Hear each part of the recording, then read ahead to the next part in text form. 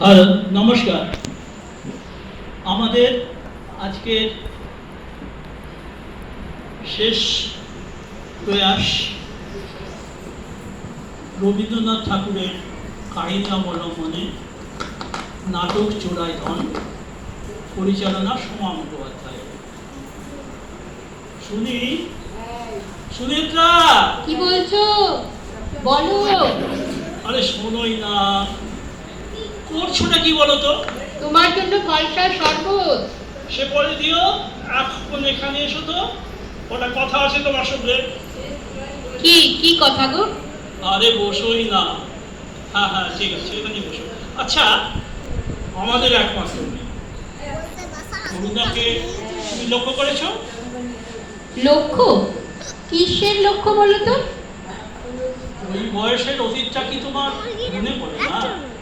সেদিন শৈলেনের দিকে চেয়ে মনে হচ্ছিল যেন আমার সেদিনকার বয়সটা ওর দেহেতে আবির্ভূত। 20 বছর আগে তোমার বয়স? হ্যাঁ, তা ওর মতোই ছিল বই কি, কিন্তু তার জন্য 2 বছর আগে তোমার মনের কথা যা ছিল, অরুণার মনের কথাও কি তাই? অরুণার মনের কথা যাই হোক, সময় বুঝে আমি যা বলার বলবো। সময়? আমার তো মনে হয় এমনিতেই সময় দেরি হয়ে গেছে। আরে ওসব প্রভাতের মেঘডম্বরম বেলা হলেই মিলিয়ে যাবে। তোমার কি তাই মনে হয়? হ্যাঁ, তাই মনে হয়। জানো, একদিন ভাদরের ভরা বাদর, ঘন বর্ষণে শহর ভিজে একাকার। আমার পড়ার ঘরে গিয়ে একটা বই আনতে গিয়ে দেখি পড়া ছেড়ে চুপ করে বসে আছে অরুণা। চুল বাঁধেনি, হাওয়াই বৃষ্টির ছাপটা এসে লাগছে তার এলো যুগে। শৈলেনের সঙ্গে অতটা মিশতে দেওয়া উচিত হয়নি। তুমিই তো অঙ্কটা দেখিয়ে দেবার ব্যাপারে ওকে। না, তোমাকে এবার অরুণার ভার নিতে হবে। তুমি তো দেখছি খিদে মিটতে না দিয়ে খিদেটাকে কি করে একেবারে মেরে দেওয়া যায় তার পক্ষ অবলম্বন করছো। শোনো, মেয়ে বড় হয়েছে, এবার ওর বিয়ের কথা ভাবতে হবে।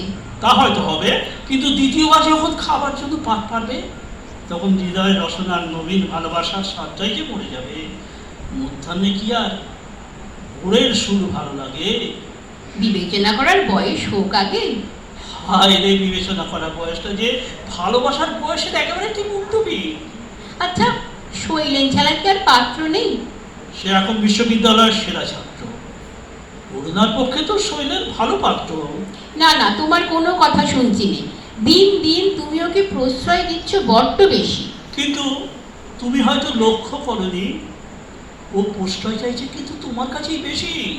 আর মেয়ে যে জানে তার বাবা বুঝে তার দরদ, কেন তুমি প্রশ্রয় দাও বারে বারে?